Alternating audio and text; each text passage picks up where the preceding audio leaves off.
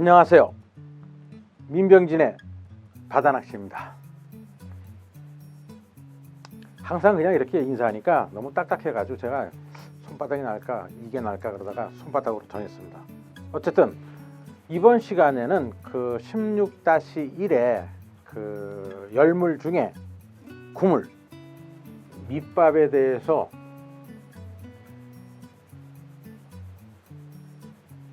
조금 다른 각도로 좀 설명을 좀 드리겠습니다. 왜냐면은 여태까지 그 많으신 분들이 너무 좋은 얘기들을 많이 하시다 보니까 제가 할 얘기가 별로 없어요. 다 맞는 말씀이고 그래가지고 그래서 그 다른 그 각도로 이 밑밥에 대한 것을 해석을 한번 해보겠습니다.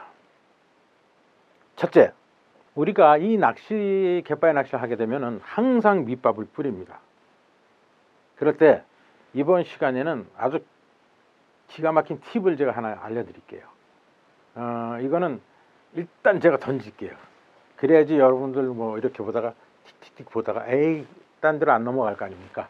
떡붕어 낚시의 그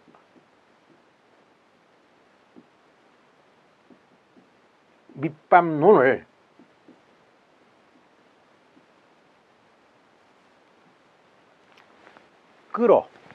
끌어들여서 설명을 하나 해드리고, 이게 더 나아가서는 이 빵가루 조법까지 연결이 됩니다. 근데 오늘 시간이 돼가지고 빵가루 조법이 할 수 있을지 없을지 모르겠지만 어쨌든 다른 각도로 이제 그 밑밥을 해석해 보겠습니다. 첫째, 우리가 밑밥을 왜 쓰냐? 물고기를 낚으려고 밑밥을 쓰는 거 아닙니까? 밑밥을 뿌리는 거하고 안 뿌리는 거하고 그 조가 차이가 현저하게 났기 때문에. 그러면은 우리가 이제 그 밑밥을 뿌리는 목적이 있습니다.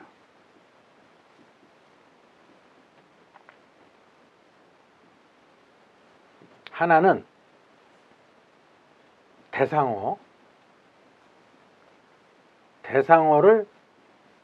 모으기 위해,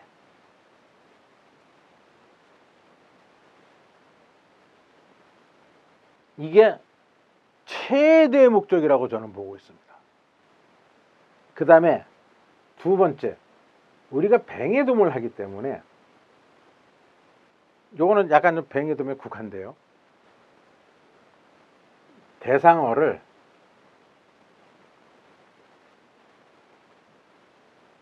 부상시키기 위해서.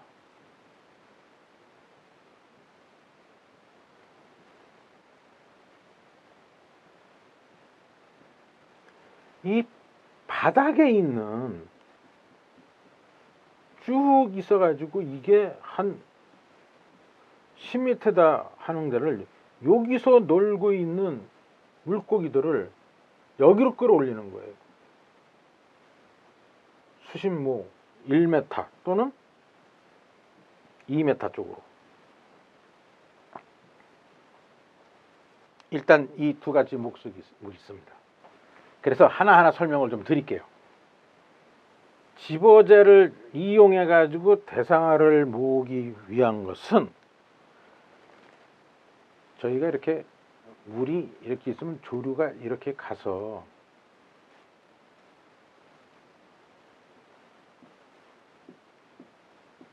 밑밥을 텅텅텅텅 던져 가지고 이게 떨어져 가지고 이렇게 흘러가면서 여기 이만큼에서 놀던 물고기들이 이 밑밥이 흘러오는 이 띠를 먹고 점점 가까이 오는 거, 모으는 거죠, 이게요. 그런데 이게 요런 갯바위가 있는데 여기에 올라갔습니다. 그리고 이렇게 물이에요. 갯바위는 좀 바닥에 이렇게 있다 치고 물은 방향이 이리 갔어요.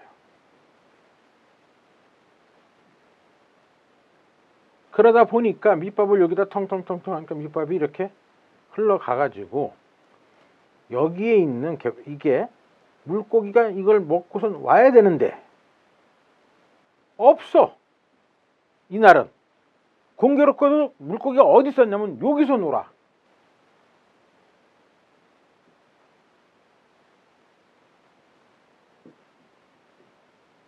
여기서 막 놀고 있는데 조류가 이리 가다 보니까 밑밥이 죄다 이리 가는 거야. 이거 어떡하시겠어요? 여기도 원투를 한다. 좋아. 내가 이 원투를 이렇게 굉장히 좋았어. 근데 이게 50m까지 원투를 했어. 에이, 좋아. 70m 던졌어. 근데 공교롭게도 이 물고기는 쫙 120m에서 놀고 있었어.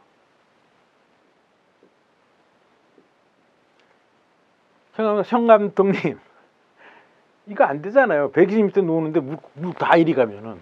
철수해야죠. 예? 철수해야죠. 맞아요. 철수해야 되는 거예요, 여기. 아니, 일단은 밑밥으로 모기는 텄어요. 왜? 보통 우리 그러잖아요. 이에 쓰는 이 밑밥의 목적은 직접 먹는다.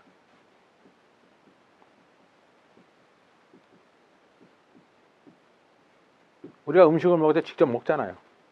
두 번째로 먹는 게 뭔지 아세요? 직접 먹는 거. 두 번째로 먹는 거.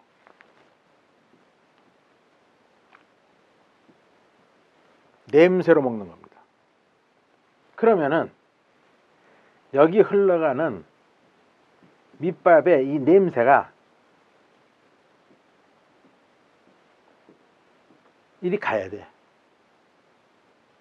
그런데 조류가 이쪽 아닙니까? 아니, 난 항상 그래요. 막 이런 설명을 들었을 때 밑밥을 던져서 닿지 않는 물고기는 냄새로 모은다.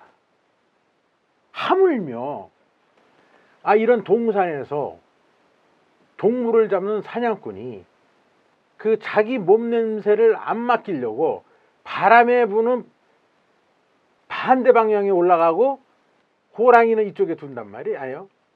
예? 냄새를 못 맡게. 그런데 하물며 공기에서도 요 모양 요 꼴인데 이 물속에서 뭔 바람이 있다고 이게 냄새가 달달달달 타고 나가가지고 이쪽에 있는 이 물고기를 불러옵니까? 이게 말이 되는 소리예요? 저는 그런 생각 많이 해요. 밑밥을 뿌려가지고 그 밑밥의 냄새로 고기가 왔다? 조류는 흘러가는데 반대편에서 고기가 있고. 그래도 냄새가 간다? 물속에서 바람도 없는데. 저 그거 안 믿어요. 그런데 이게 이런 상황인데도 여기 있는 고기가 120m 떨어지는 고기가 옵니다.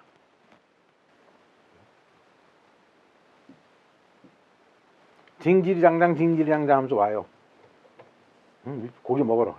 저기 보니까 이쪽에 밑밥이 막 흘러가더라. 빨리 가자. 옆에 있는 너도 와. 가. 저기 먹이 있대.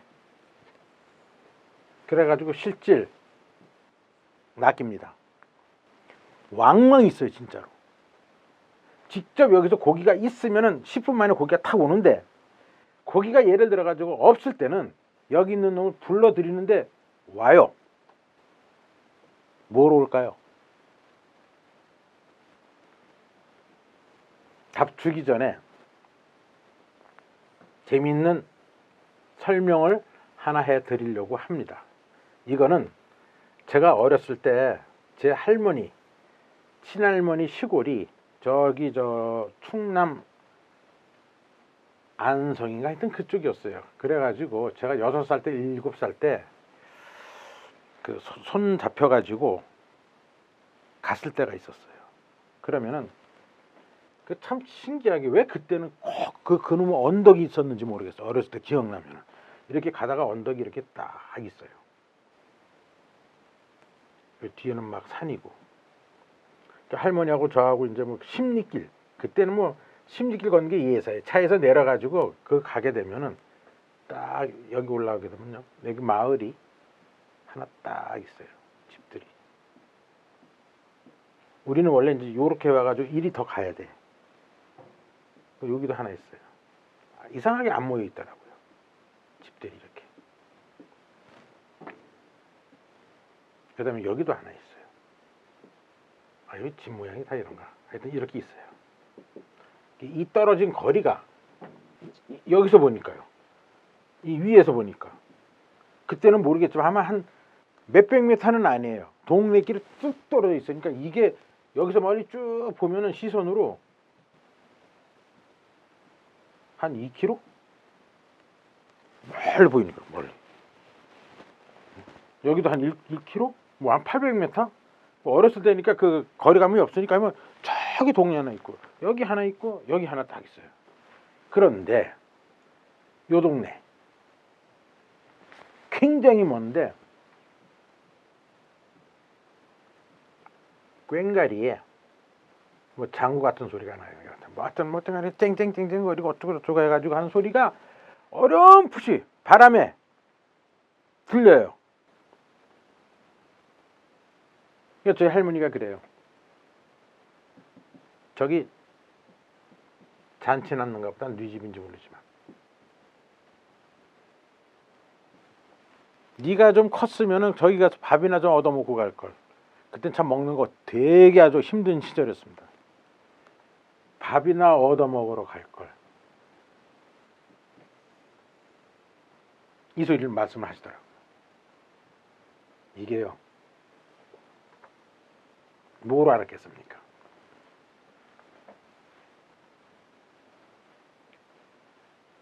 소리예요. 꽹가리 소리 안 나고 장 소리 안 나고 똑같이 이 마을하고 이 마을하고 똑같이 조용하면은 우리 할머니가 아무 소리 없이 이리 가자 우리 집에 하고 저 데려갔을 겁니다.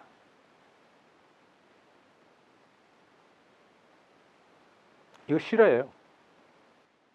이건 까맣게 잊어먹고 있었다가 제가 이 설명을 딱 하는 그 순간에 무슨 생각이 났냐면은 이 밑밥의 목적은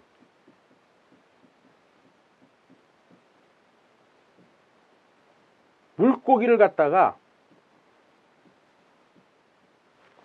커먼이야 일로와 이리와 들어와 이거였거든요.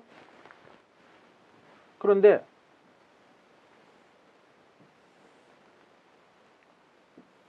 반대에서 놀았어.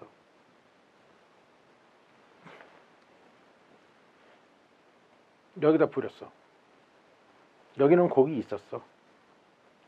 여기는 고기 없었어. 이 고기가 이리 와야 돼.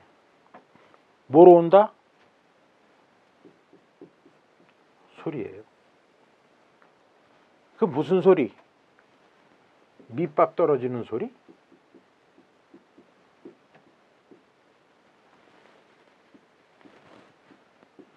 이게 돌멩이가 떨어질지 뭘 떨어질지 모르는데 모르잖아요.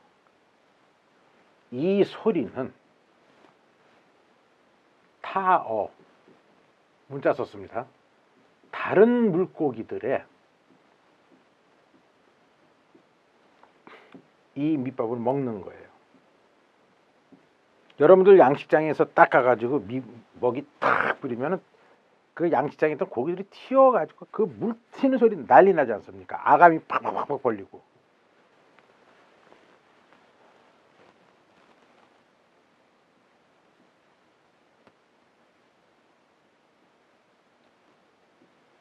응? 뒤에서 뭔 소리야? 뒤에서. 뭐 하늘 보고 있는 놈도 똑같이. 응? 이게 뭔 소리야? 딱 들어보니까 먹는 소리야. 야, 저기 뭔가 잔치 났는가 보다. 갈래? 하고 물어봤어요. 가자. 요만큼 오니까 소리가 뚝 끊겼어. 안 나. 소리가 안 나. 가겠어요? 잔치 끝났는데. 안 갑니다. 여기에 있는 이 잡어들이 막 먹다가 먹이 다 먹었어. 소리 안 내. 뭐 먹을 거 다 먹었는데. 그러면 여기 있는 얘네들이 미쳤다고 이걸 갖다가 50m 타고 100m 타고 갑니까? 왜냐면 물속에서 소리 전달력 1초에 뭐 360m라고 그러잖아요. 잘 들린대잖아요. 내가 아는 친구 다이버들이 그 얘기예요. 물속에서 막 다이브 하다가 저쪽에서 갯바위 저걱저걱 밟고 오는 소리가 들린대요. 모르겠어요. 난 잠수를 안 해봐가지고 스쿠버를 안 해봐가지고 그게 진짜인지 가짜인지 모르겠지만은 들린대요. 하물며 사람도 그런 소리를 하는데 얘네들은 이게 얼마나 발달했겠습니까? 그 소리 하나 쫓아가지고 가는데. 그래서 우리는 얘기를 합니다. 뭐냐? 밑밥은 꾸준히 때려라. 꾸준히 집어 던져가지고 이놈들이 계속 밥이 있구나 여기까지 올 때까지, 쉽게 말해서 내 바늘에 큰 놈이 걸릴 때까지 밑밥을 넣어라 이거예요.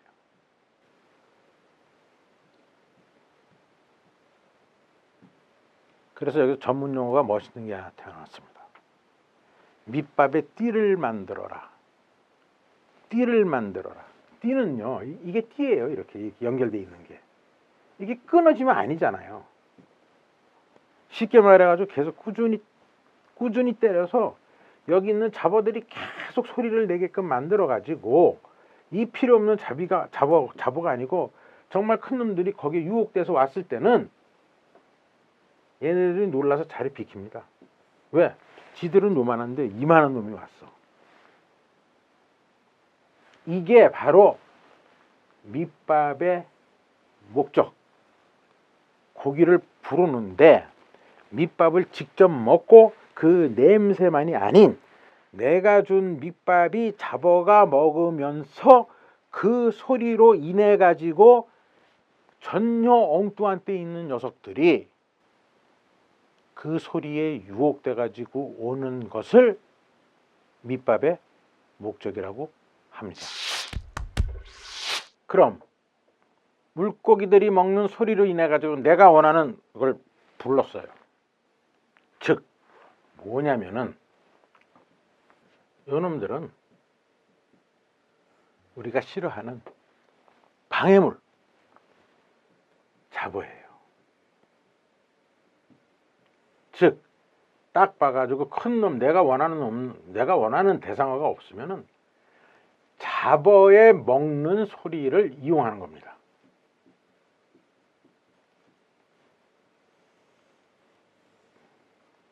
우리 보통 낚싯대 딱 올라가가지고 밑밥 다닥 뿌려요.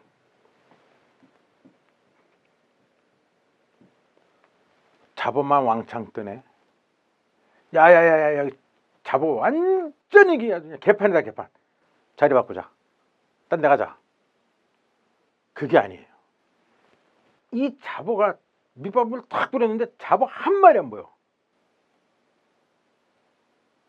그때 자리 바꿔야 돼요. 잡어도 밑밥을 안 먹는 날에는 큰 놈들도 힘듭니다. 낚시터에 잡어가 없다. 발밑에 밑밥을 뿌렸는데도. 그러면 오늘 낚시 고생 되게 많이 하는구나. 꽝이구나. 이런 현상이 벌어져요. 정말 그때는 가슴이 먹먹해 온다고요. 제가 이 방송을 하면서 몇 번 이렇게 갔는데 사실 말씀드릴게요. 70% 이상이 잡어가 안 보여요. 탕탕탕. 여수에 갔을 때도 탕탕탕. 물도 탁하지만 잡어가 안 보여. 그러다가 1시간 뒤에 나타났어, 잡어가. 학꽁치, 전갱이, 최악은 고등어지만.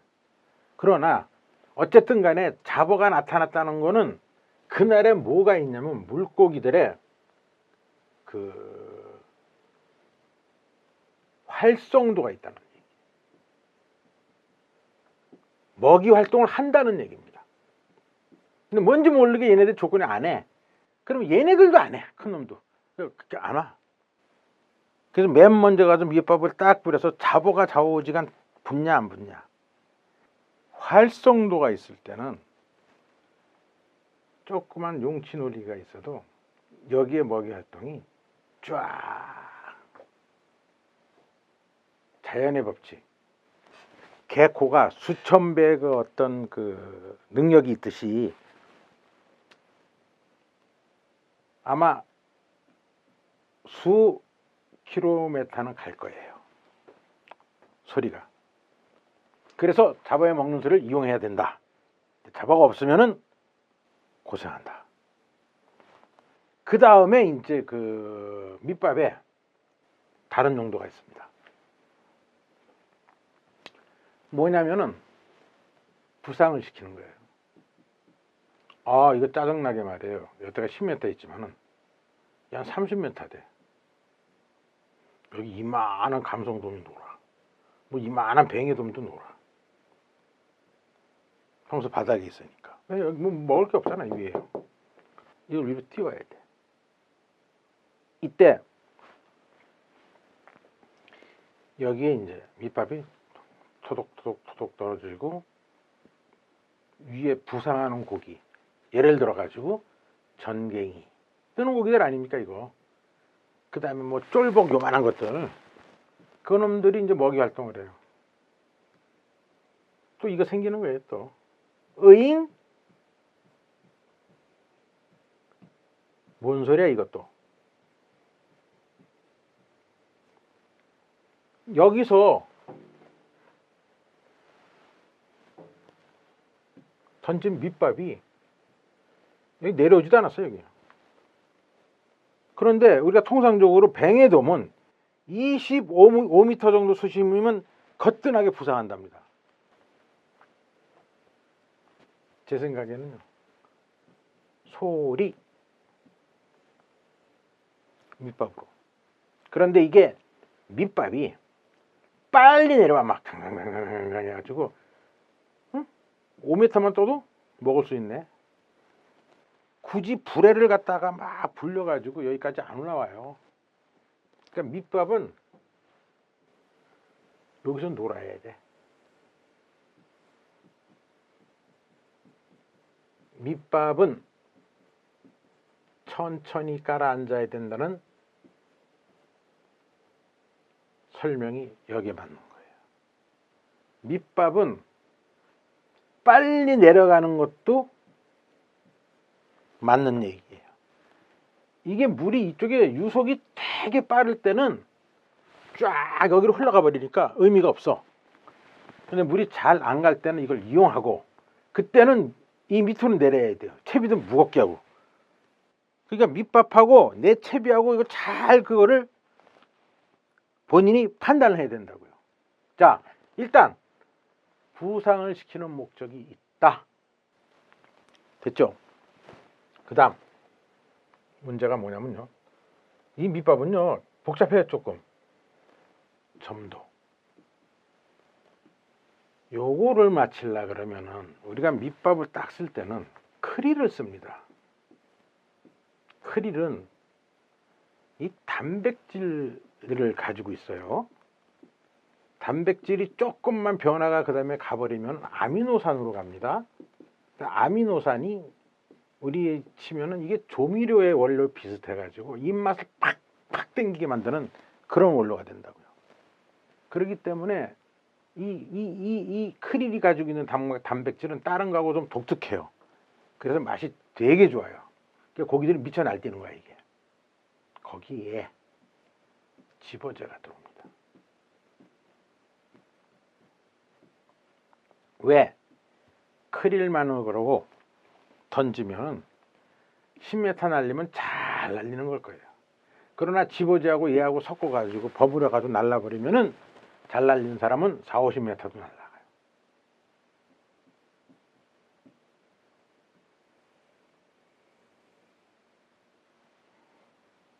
이렇게요. 그 다음에 뭐가 있냐면 이거를 맞추기 위해서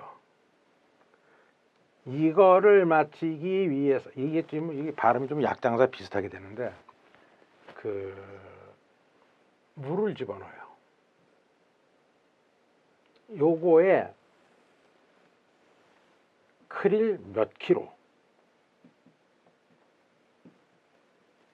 집어제 몇 봉, 하나가 예를 들어 가지고 1kg이라면 이제 이것도 노하우예요. 거기에 물을 얼만큼 집어넣냐, 바닷물을 넣을 것이냐. 우리가 크릴을 밑밥하고 막 요새 개주잖아요. 그건 수돗물이에요. 수돗물을 넣을 거냐, 뭔 좀 차이가 좀 있지 않을까 하는 그 찜찜한 마음은 있는데 수돗물 많이 넣잖아요. 근데 여기서 하나의 저걸 발견했어요. 저희는 그 국제 그 한일 대회를 합니다. 그게 벌써 한 13년째 왔는데 우리가 거기서 우승은 한 번도 못 해봤어요. 좀 자랑하면서 제가 준우승 한번 해봤어요. 그런데 일본 선수들이 우리나라하고 좀 틀린 게 하나 있어요. 이 점도를 맞추는데 이 한일 국제대회에서요. 그걸 어떻게 봤냐? 시합할 때는 못 봤고 결승전을 하게 되면 결승전 선수가 쫙 4명 가면은 우린 저 뒤에서 구경을 하거든요. 그러면 일본 선수 결승전에 올라간 사람들이 이 밑밥을 만들어요. 그런데 결승전에 올라가게 되면은 뭐가 있냐면 예선전에는 자기가 쓰는 미끼 밑밥을 자유지만은 이 결승전, 준결승전서부터는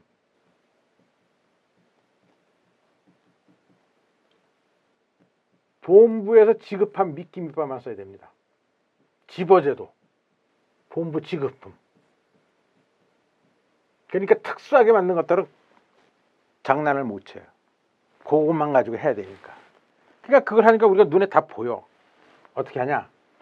4명이 올라가면 1명 내지 2명은 물을 섞고, 그리고 2명 내지 1명은 물을 안 섞어요.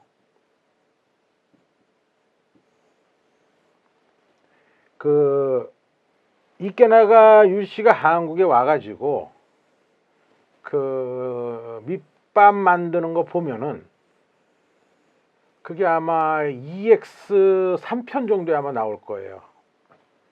크릴을 써요.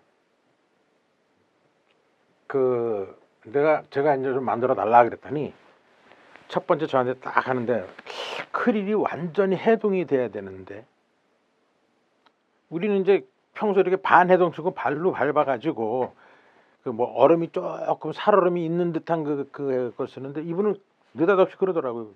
그러더니 보더니 조금 덜 녹았는데 뭐 이 정도면 되겠지 하면서 하는데 크릴을 갖다 첫째 완전 해동이에요. 완전 해동하면은 크릴 엑기스가 엄청 나와요. 물이 엑기스뿐만이 아니라 그 얼려있던 그 바닷물, 크릴만 가지고 얼리는 게 아니라 바닷물도 어느 정도 넣거든요. 그리고는 탕 얼린다고. 이게 완전 해동돼야 되는데요. 그리고 이제 두 번째 집어제를 넣고 만듭니다. 그게 이제 EX3에 나와 있으니까 여러분 참고하세요. 바로 이렇게 만드는 사람들이 있는 거예요.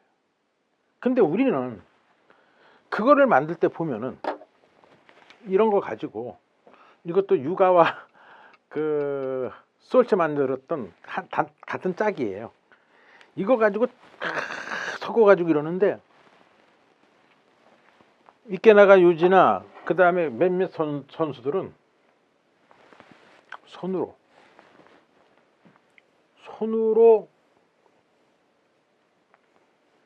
이 안에 있는 밑밥을 갭니다. 안 써요. 그거를 다 이래가지고 그리고 막 눌러. 쉽게 말해서 거의 무슨 반죽을 하는 것 같아요. 근데 반죽을 하게 되면 물이 필요한데 이 물을 크릴 요거를 써요. 저 몇 번 봤어요. 근데 저는 그게 이렇게 크릴을 제가 손으로 쓰다가 이 손이 이렇게 이 뭡니까 이거 까지고 뭐하고 원상태가 안 돼가지고 안 해요. 한 6개월 동안 하다 보니까 손이 이렇게 되더라고. 그래서 안 하는데 기왕 나온 김에 이 얘기를 할게요. 나중에 그 미끼에 대해서 크릴에 대해서 얘기할 때 또 그 2번 얘기하게 되지만 뭐 여기까지 나왔기 때문에 서비스로 제가 말씀드릴게요. 이건 서비스입니다. 크릴을 그냥 만지잖아요. 그러면 손이 허옇게 좀 벗겨져요. 그리고 한 보름 지나면 낫습니다. 저는 안 낫더라고요. 그런데 이것이 왜 그런가 했더니 한 가지는 방부제다. 뭐 이런 얘기 저런 얘기가 있었어요. 방부제 역할도 좀 있겠죠. 뭐 별로 좋은 건 아니니까. 그런데 진짜 원인은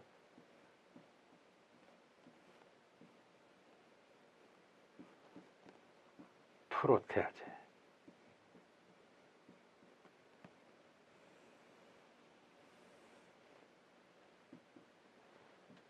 요놈 때문에 그래요. 프로테아제가 뭐냐면은 크릴이 이렇게 크릴이 이렇게 있으면은 얘네들은 플랑크톤이기 때문에 위가 없어요. 그러다 보니까 요 배 여기 요런 부분에 또 약간 머리 부분에 딱 프로테아제를 가지고 있어요. 이렇게 새지 않게끔. 이 프로테아제가 단백질 분해 효소예요.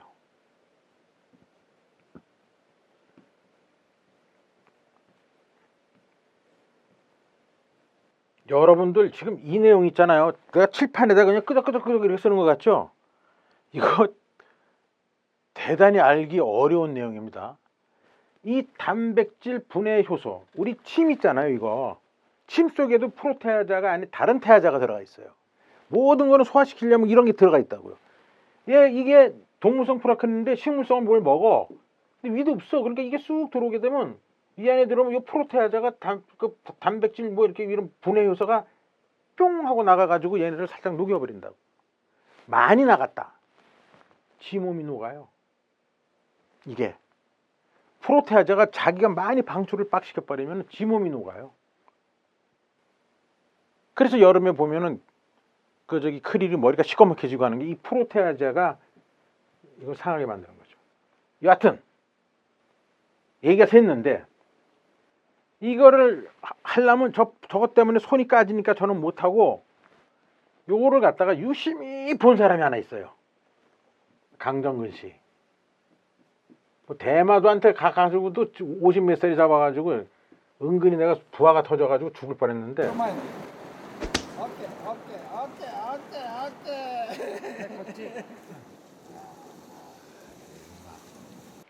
이 사람이 그 시합을 나가지고 유심히 그걸 봤나 봐요. 이 눈으로 그거를.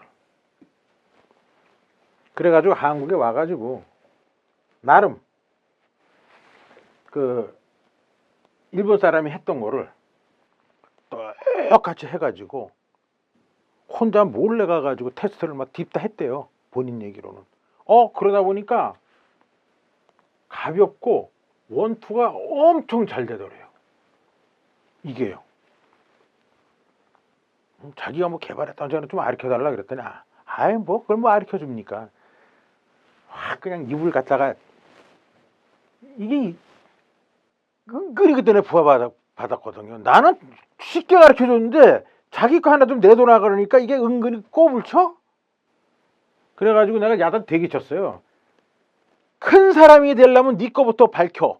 뭐 그래가지고 이제 나중에는 결국 내가 알아냈는데 바로 이거였대요.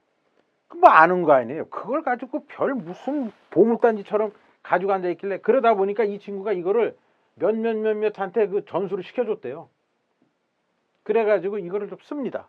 그런데 제가 말씀드리는 것은 여러분들 보고 이거 다 하라는 얘기 아니에요. 이건 이거대로 장단점이 있어요. 즉 집어제를 만들고 뭐하고 이 전부 다 이 섞는 거 있지 않습니까? 그거는 크릴과 집어제와 이 물은 점도예요. 강정근 씨는 이걸 안 쓴 것뿐이야. 일본 사람이 하는 걸 갖다가 컨닝을 해가지고 모방을 해서 자기 걸로 창조를 한 거고 얼마나 좋습니까? 편하게 먹었지. 그 다음에 저는 이걸 좀 씁니다. 왜? 손 까지기 싫어가지고. 강정근 씨는 좀 안 까지는가 봐. 그러다 어느 날 보니까 저한테 뭐 장갑을 하나 줘요. 이게 뭐냐 그랬더니 수술용 고무장갑 있죠. 그걸로 비비세요 그러는데 아니, 또 집어넣었더니 기분이 아프더라고. 여기다 이거 하니까. 난 나대로 가자. 그래 너는 50m 던져라. 나는 저기 35m 던지고 낚시하겠다. 그리고 하는데 어쨌든 간에 이 점도입니다. 이 점도가 좋아가지고 이것은 무슨 얘기냐. 이 점도로 인해 가지고 원투를 이거 중요한 얘기예요. 원투. 왜냐? 이게 참 다 중요한 얘기가 돼가지고 참 보통 우리가 낚시할 때 되면 여기서 여기 10에서 15m 정도가 메인 거리예요. 낚싯대 두 대가. 그럼 여기 밑밥 잘 나거든. 그런데 여기는 이 잡어도 많어. 이게 지금 낚시터가 좋은 포인트, 사람들이 많이 가고 좀 알려진 포인트는 전부 다 양식장화가 돼가지고 사람이 여기서 발자국 소리 몇몇 딱 있으면요 여기서 놀던 분이 이리 와. 우리 먹이 주러 왔다 누군가. 그리고 몇 명 뒤질 거야.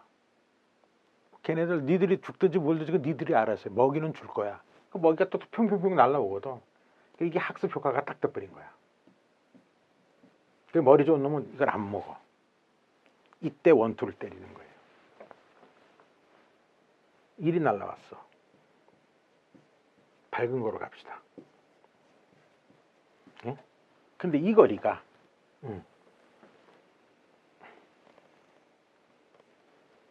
직선거리로 40m야. 또는 30m 이상이야. 여기는 잡어가 있어. 근데 여기에서 여기가 밑밥이 두두둑 떨어지니까 여기 있고 사람이 있고 하니까 조금 큰 놈들은 이쪽에 잘 안 물려. 그리고 여기서 있는 거 먹으려고 그러니까 좀 뭔가 경계심도 있어. 여기서 먹으니까 경계심이 없어지는 거예요. 이게요. 그래서 점도로 밑밥을 많이 날려가지고 원투를 하는 거죠. 그러면 찌도 여기에 맞춰서 원투를 날리는 거고. 이게 갯바위 낚시의 어렵지만 재밌는 부분입니다. 아시겠죠? 그러면은 점토에서 원투로 날리는데 아까 같이 세 가지를 가지고 섞는 사람이 있고 두 가지로 섞는 사람이 있으니까 이건 본인들 취향대로 하시면 됩니다. 그 다음에 보통 우리가 이제 이 낚시를 할 때 여러분들이 한 가지는 요거는 좀 또 기억을 좀 해주세요. 뭐든지 여기다가 미끼고 밑밥이고 뭐 저기 던지면은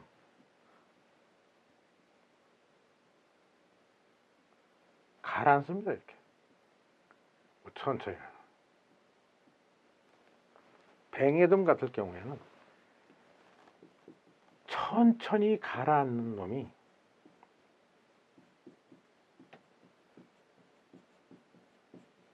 놈이 아니에요. 이거는요. 물질이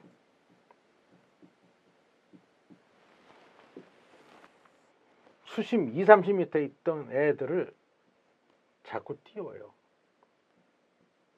이거 내려올 때 기다리다 보니까 어느 놈이 자꾸 먹어가 버리는 거예요. 그래서 툭 치고 먹어가고 툭 치고 먹어가고. 그러니까 어떻게 지가 올라와야지. 그러니까 얘를 올려보내려면 자꾸 위에서 고기가 놀도록 있지. 하려 그러면은 미끼 밑밥이 천천히 가라앉아야 돼요. 근데 크릴이 단백질이 많아가지고 좋잖아요. 기본적으로 단백질이 많아서 참 좋은데 또 하나 장점이 있어요. 약간의 차이는 있지만 평균적으로 크릴이 1초에 이제 깍 하는데 몇 cm 가라앉을까요? 형아님. 5cm, 3cm. 3cm. 보리를 넣었어요. 우리 보리 잘했거든요. 눌린 보리 던졌어요. 1초에 몇 cm? 형아님, 우리 여기다가 나중에는 그 사람들 한 서너 명은 앉혀놓고 질의응답 할까요? 강의실 빌려서 하시죠. 아, 그건 제가 꼬랑지를 내리겠습니다. 그 저기 보리는 몇 초? 1초. 1cm. 4초. 크릴은 1초에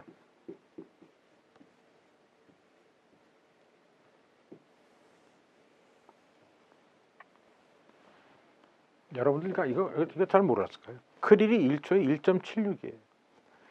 이게 크릴 플러스 그 다음에 그 저 집어제, 그 다음에 뭐 물 집어넣어 가지고 쫙 해가지고 물 속에다 탁 집어넣죠. 집어제, 암맥이니 보리가루니 어쩌고 저쩌고 하는 것들이 제일 빨라요. 그 다음에 크릴이에요. 다 갈라진다고, 분해가 된다고. 그 다음에 왜 부스러기 있잖아요. 그 집어제 속에 들어가는 아주 조그만 부스러기들. 그게 여기 이렇게 있어요. 요게 조리가 딱 흘러가게 되면 얘는 여기 좀 내려버리고, 암맥 같은 거는 크릴은 한 여기쯤 있고, 그 뭐야 좀 이거 저 얘는 여기 있어요.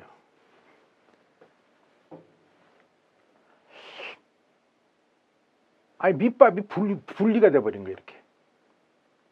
예?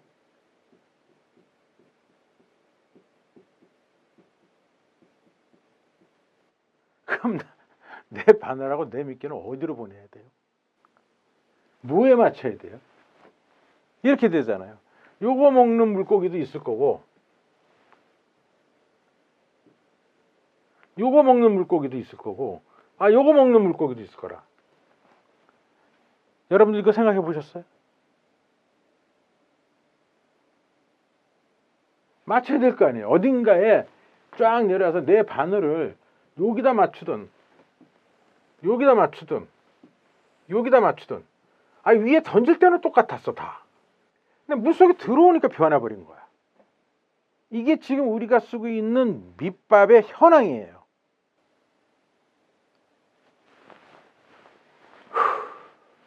그래서 그런 현황이기 때문에 한때는 일본에서 있죠.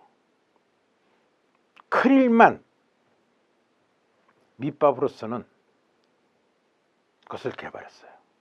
뭐냐면 크릴은요 원투가 안 돼요. 우리 이제 금속 용어에서 이제 바인더라는 말을 썼는데 결합제가 없어. 근데 집어제가 결합을 시키잖아요. 그래서 원투를 되게 만들잖아요. 그래가지고 이거를 개발했어. 크릴 뭉치게만 하는 파우더. 이게 크릴 파우더가 아니라 크릴 뭉치는 파우더가 나왔어요. D사에서. 제가 써봤죠. 돼요. 근데 그때 당시 나왔을 때 저는 이 이론을 몰랐어요. 나중에 알았어요. 퍼지는 게.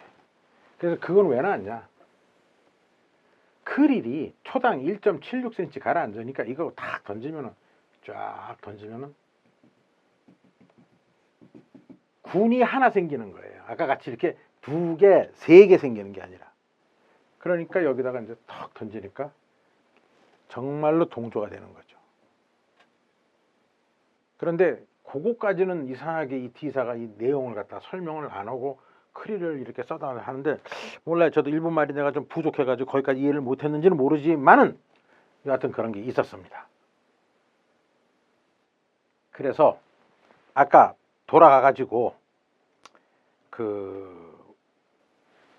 처음에 약속했던 대로 일본의 그 떡붕어 낚시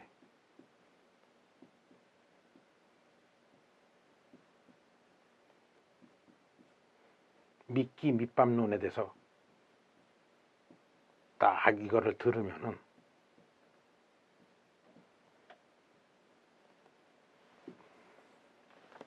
여러분들 다음부터 이제 밑밥 만들 때 생각이 틀려질 겁니다. 떡붕어 낚시는요, 제가 그레이트 피싱 하면서 그 쫓아가서 봤는데 딱 들어가면은 낚싯대 딱 있으면 거기는 무조건 낚싯대 한 대만 써야 돼요. 우리 토종붕어는 8대, 12대 이렇게 착착착착 하지만 거긴 딱 한 대예요. 그리고 전부 띄울 낚시예요. 그리고 채비가 이렇게 딱 들어오잖아요. 그러면 찌가 있죠. 쫙 들어오면은 여기서 틀려져요. 하나는 한 60cm 정도 돼가지고 바늘이 있고,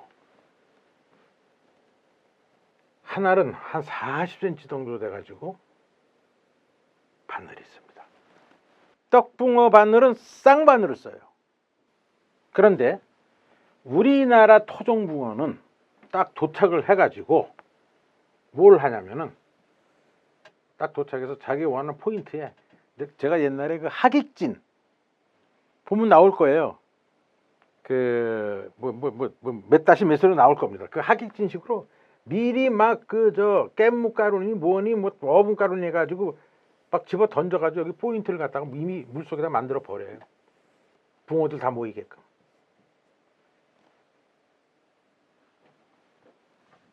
떡붕어 낚시 집어만은 못합니다. 이게 이분들의 룰이에요. 미리 밑밥 못 집어넣어요. 뭐로 하냐?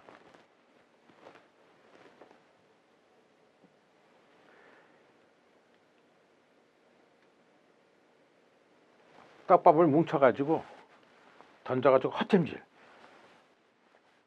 요걸로 집어를 하는 거예요. 요걸로. 그렇게 해서 떡붕어를 모으는 거예요. 그럼 떡붕어만 오냐? 피라미드 오고 잡어도 와. 그거를 어떻게 분리시키냐? 던지잖아요.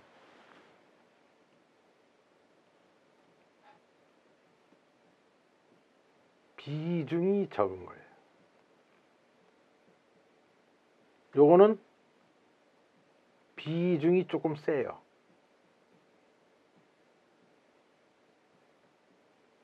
많은 것. 이것도 여기 오는데. 그러다 보니까 요 놈을 딱 물속에다 던지면 어떤 현상 어떻게 되냐면, 그려보면 이렇게 될 거예요. 이렇게 있는데 요게 가볍다 보니까 이게 요렇게 되든지 뭐 요렇게 될 수도 있겠죠. 제 물속에 안 들어가고 떡붕어 낚시꾼이 아니다 보니까 그냥 뭐 이해를 해주세요. 이건 이미지니까. 그래가지고 이렇게 이건 뜨고 이건 약하니까 이런 식으로 이제 내려오게 된다고요. 그러면은 분리를 시키는 거예요. 2단으로. 여기에는 잡어를 모아가지고 얘네들 여기하고 놀아. 계속. 그러니까 요 부분에는 어떤 부분이 생기냐면은 비중이 조금 밑바꾼이 생기고, 여기는 조금 비중이 생겨요. 그러면 여기는 떡붕어가 조금 큰 놈이 와서 물어요. 이렇게 해서 시합을 합니다. 꼭 우리 갯바위 낚시에 잡어 분리하는 거하고 거의 비슷해요. 오가다 다이와이 필드스하고 저하고 굉장한 친우고 나이로는 후배인데, 이게 항상 저하고 이 낚시하고 맘먹으려고 그래가지고 이 친구 필드 테스터가 있어요. 어느 날 밑밥을 탁 타는 걸 보는데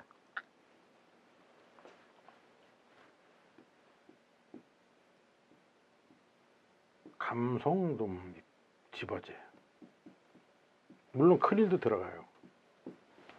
그리고 뱅에돔 집어지를 한 대 섞는 거예요.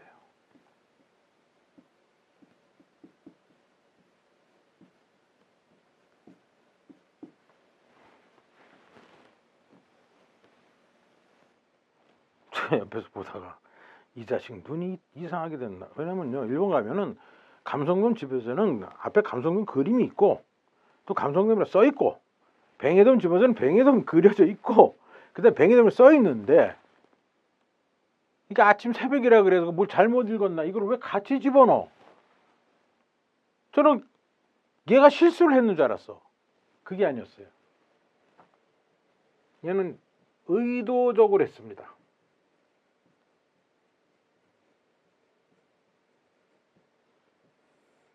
그래가지고 내가 요걸 갖다가 하루 종일 쫓아다니면서 물어봤어요. 너 이거 왜 그렇게 했냐? 너 이거 왜 이렇게 했냐? 얘 또 강정근이 비슷하게 처음 물어봤을 때 안 가르쳐주대, 안 가르쳐주대.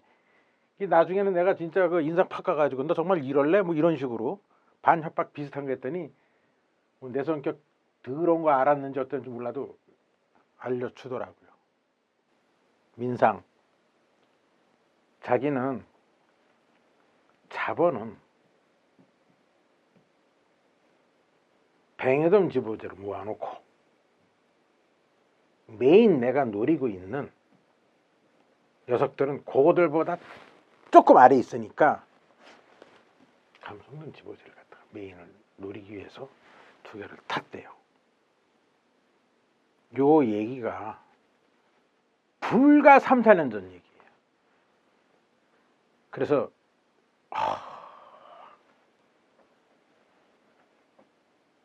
이거를 딱 듣는 순간 제가 머리가 어디로 퉁 떴냐면, 그레이트 피싱 할 때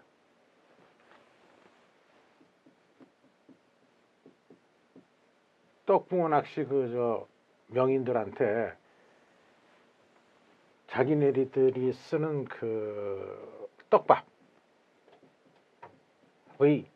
비중을 틀리게 한다. 아, 이거하고 매칭이 딱 되는 거예요. 그래서 여러분들 한번 해보십시오. 밑밥을 만드는 목적, 방법론, 이런 걸 좀 다른 각도에서 지금 봐봤습니다. 지금 제가 말씀드린 것도 한번 테스트 해보세요. 실제 쓰고 있는 그 일본의 그 선수들도 있고 일반 낚시인들은 좀 적어요. 우리는 그렇잖아요. 감성돔 낚시 집어제는 감성돔만 쓰고, 뱅에돔 낚시 집어제는 뱅에돔만 쓰는데, 이걸 혼합했을 때는 떡붕어 낚시의 떡밥 효과를 노릴 수 있다는 거하고 매칭이 되니까 저는 약간의 그때 조금 깜짝 놀랐어요. 아, 이렇게 응용할 수도 있구나 하고. 왜냐하면 두 어종이 둘 다 식물성이 속하니까요. 여기까지 이제 말씀드렸는데, 이제 몇 가지 이제 정리하고 좀 끝날게요. 우리가 갯바위 찌낚시 있잖아요.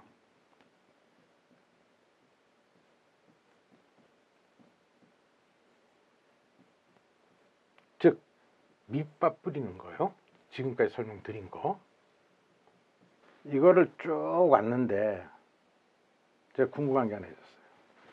우리나라에서 어떤 분이 그러더라고요. 감성돔을 한 마리 낚았는데 추자도에서 수심 25m에서 낚았대요. 꽤 깊은 거거든요. 제가 30m까지는 얘기 들어본 것 같아요. 근데 우리가 보통 통상 노리는 수심은 깊어야 10m 정도예요. 아무리 깊어봤자 15m 정도 보고 있거든요. 그러면은 갯바위 찌낚시는 도대체 수심을 그럼 몇 m까지 봐야 되냐?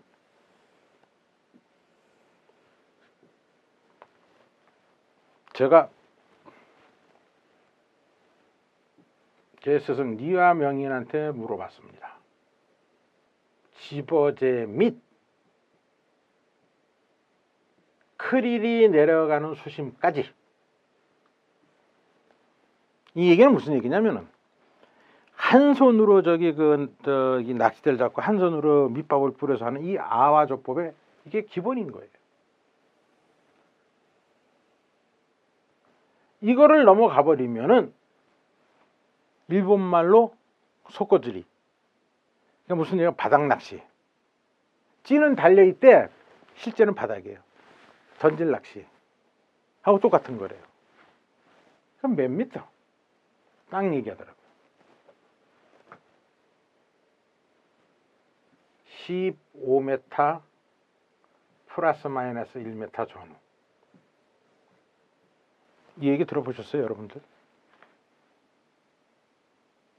저도 이분한테 최초로 들었으니까.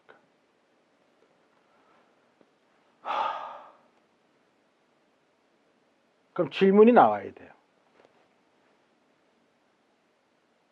이 질문을 했죠. 왜?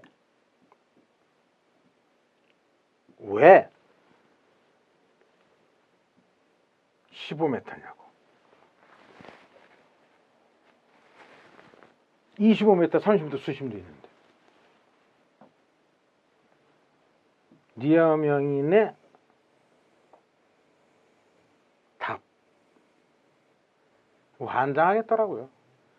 뭘 물어보면 막히는 게 있어야지 얄밉지는 않지. 물어보는 쪽쪽 대답하면요. 그거 얄밉다니까요. 크릴은 15m 이상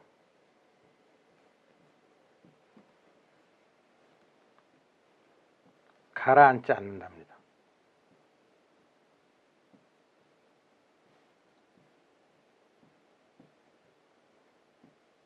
이렇게 답변을 딱 하더라고요. 바닷물 속에 크릴을 갖다가 탁 집어넣으면은 크릴이 설설설설 내려가는데 15m 정도까지 딱 오면은 15m까지 딱 오면은 여기서부터 더 안 가라앉고 그냥 이렇게 둥둥둥둥 떠 있다가 조리에 흘러간대요.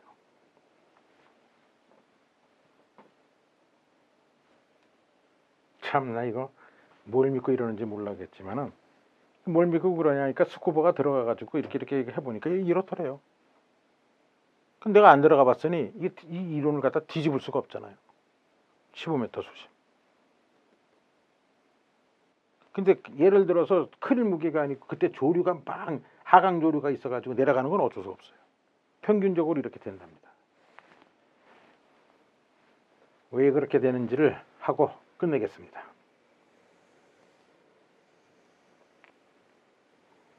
그러면서 이제 재밌는 얘기로도 또 해드릴게요. 이게 강의가 뭐 낚시 얘기 뭐 가고 가면 이렇게 되면 이것만 있으면 재미가 없어요.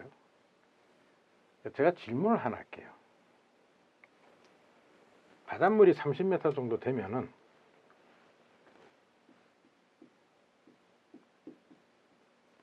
바닥 수심 온도 몇 도?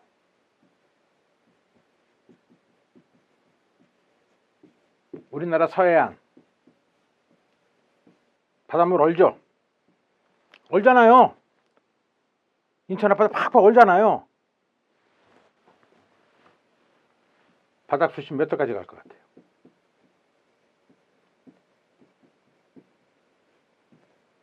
제가 이거 왜 물어보냐면은 그 서해안 그거 막 얼어.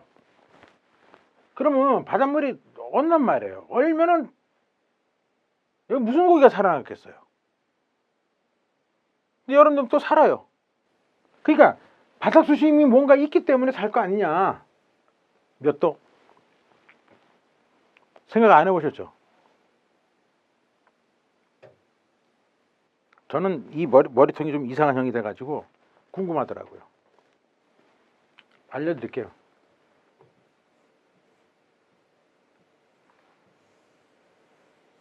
우리가 비중을 잴 때 말이에요. 4도씨 물에다가 기준을 잡잖아요. 왜냐면 4도씨 물이 같은 최적당 있죠. 제일 무겁습니다. 밀도가 제일 높아요. 밀도가. 그런데 이 4도씨 물에서 더 밀도가 높아져 가지고 3도씨가 되고 2도씨가 되고 0도씨가 되고 마이너스가 1도씨가 되는 순간에는 팽창을 하면서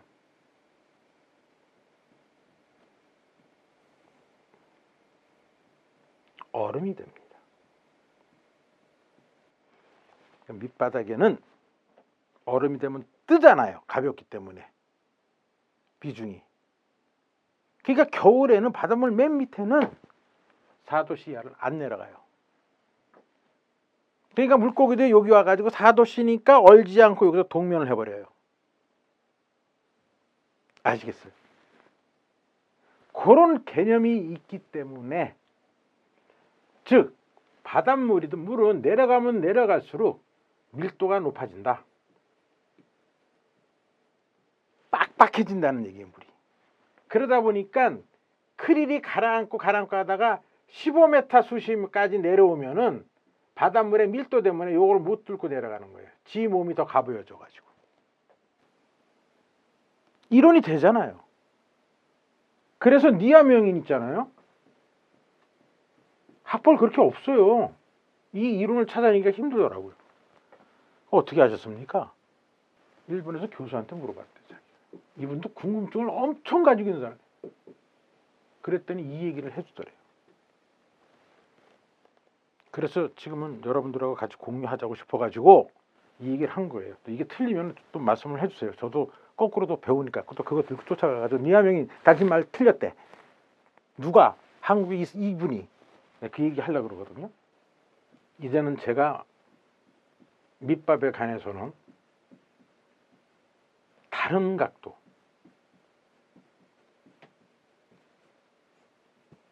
다른 차원 그래서 말씀을 드렸습니다.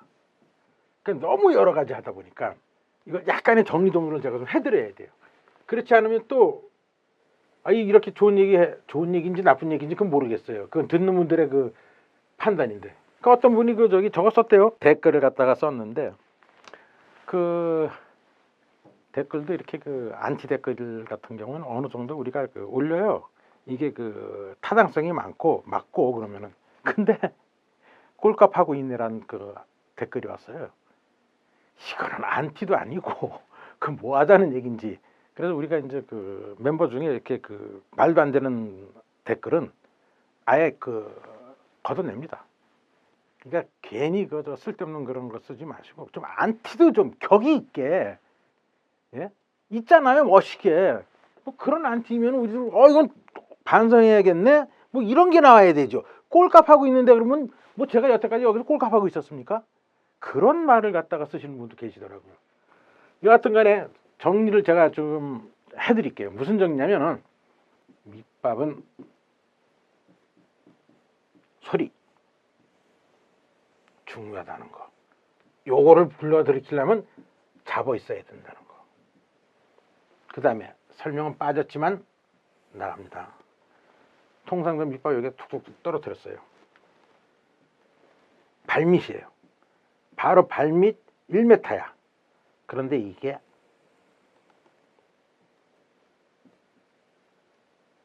(10m까지는) 가볍게 나갑니다. 왜? 간만도가 있어가지고 물이 오르락 내리락 하면서 물이 이동을 해요. 그러니까 이렇게 퍼지니까 그 밑밥은 충분히 10m 흘러간다. 그 다음에 점도로 해가지고 하되 본인의 자유에 맡긴다. 자기 스타일에. 그리고 마지막으로 제가 말씀드렸던 이 밑밥은 크릴의 경우는 바닷물의 밀도 때문에 15m 이상은 내려가기가 어렵다. 그래서 15m 그 이하에서 잡은 것은 찌낚시의 개념으로 낚은 것보다도 바닥낚시 개념으로 낚은 걸로 이해를 하셔도 괜찮다 라는 얘기였습니다. 지금까지 민병진의 바다낚시 밑밥에 관한 다른 각도, 다른 차원의 이야기였습니다. 여기까지 들어주세요. 주셔서 감사합니다.